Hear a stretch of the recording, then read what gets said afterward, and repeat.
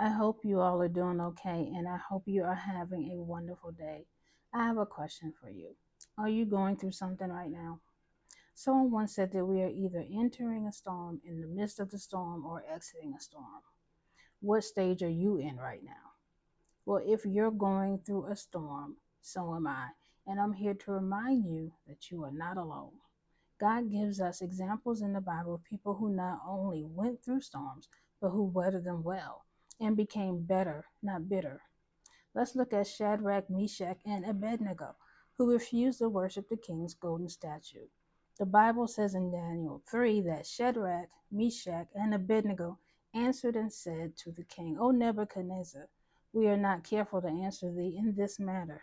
If it be so, our God, whom we serve, is able to deliver us from the burning fiery furnace, and he will deliver us out of thine hand, O king.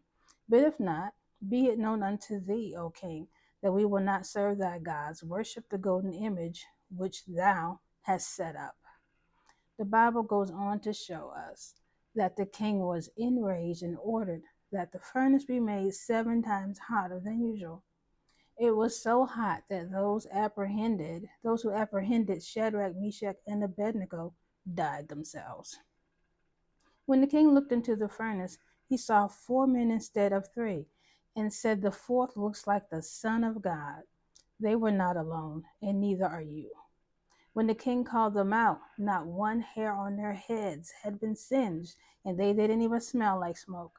They didn't look like what they had been through. God was with them, and God is with you. And we do not read about them becoming bitter. Now let's talk about Daniel. We are told in Daniel 6 that he prayed 3 times a day, as was his custom. The king had placed Daniel in charge, or he was about to place Daniel in charge of the entire kingdom. And there were people who were jealous who came together to accuse him so that he would not get the position. Because they couldn't find anything on Daniel, they went to the king and convinced him to write a decree that anyone who worshiped anyone other than the king for 30 days will be thrown into the lion's den.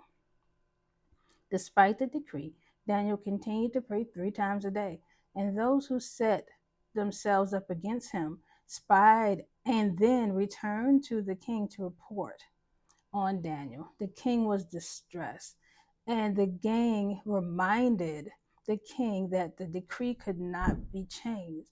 So Daniel had been put into the lion's den. After a sleepless night, the king awoke and went to the lion's den, asking Daniel if his God had saved him. Daniel replied that God had sent an angel who shut the mouths of the lions, and he was saved. He also reminded the king that he had done nothing wrong. God was with him, and God is with you. The Bible says that when Daniel was lifted from the den, not one wound was found on him because he trusted in God. And that's what we're to do while we're going through storms. We're to trust in God.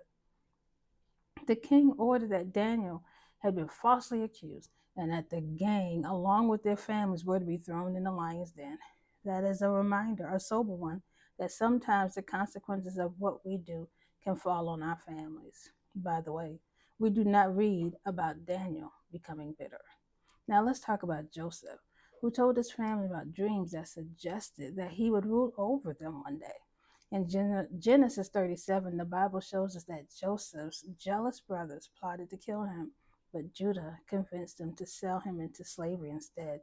His brothers put him in a pit and then sold him. In Genesis 39, Joseph is in Potiphar's house handling all of his affairs when his wife wanted to have one with him. He refused, and Potiphar's wife accused Joseph of attacking her. He was thrown into prison and did so well there that he was put in charge of the inmates. The Bible tells us that God was with him and he is with you. In Genesis 40, we are told that while in prison, Joseph interpreted the dreams of a baker and cupbearer to the king. Joseph had told the cupbearer that he would live, but that Pharaoh would have the baker killed. He asked them not to forget him when they were free from prison, but they did. And Joseph's interpretations came to pass. In Genesis 41, Pharaoh had a dream that none of his musicians could interpret. Then the cupbearer remembered Joseph, that he had interpreted his dream. Pharaoh sent for him, and Joseph interpreted the Pharaoh's dream, telling him that a great famine was coming, but he could prepare for it by storing grain. As a result, Pharaoh made Joseph second in command in Egypt and over the grain storage program that saved scores of people, including his brothers who had betrayed him. And we never read that Joseph was bitter. So the lessons in these stories are at least threefold. We are not alone during our storms. Other people are going through storms too, and God is with us. Trust in God and become resolute that you are not going to allow these storms to make you bitter. Allow them to make you better. All right, feel blessed because you are. Bye.